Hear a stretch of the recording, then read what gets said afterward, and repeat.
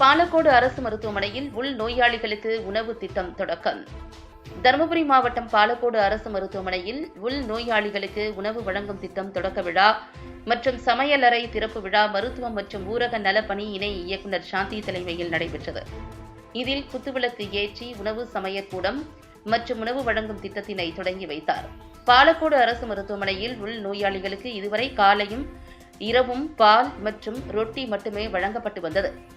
தற்போது பாலக்கோடு அரசு மருத்துவமனையில் காலை நேரத்தில் இட்லி, சட்னி, சாம்பார், மதிய நேரத்தில் சாதம், சாம்பார், கீரை, பொரியல், முட்டை, வாழைப்பழமும், இரவு நேரத்தில் கோதுமை, ரவை கிச்சடி என 3 வேளையும் உணவு வழங்கப்படும்.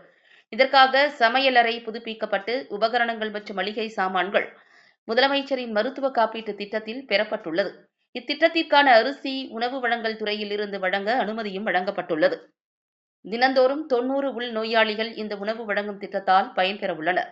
இவ்விழாவில் பாலக்கோடு அரசு மருத்துவமனையின் தலைமை மருத்துவர் பாலசுப்ரமணியம், மருத்துவர்கள் விஸ்வேஸ்வரன், பாலாஜி, ஷாலினி, சிலம்பரசன், சசிரேகா, மருந்தாளுநர்கள் முத்துசாமி, முருகேசன், செவிலியர்கள், மருத்துவமனை பணியாளர்கள் மற்றும் பொதுமக்கள் கலந்து கொண்டனர்.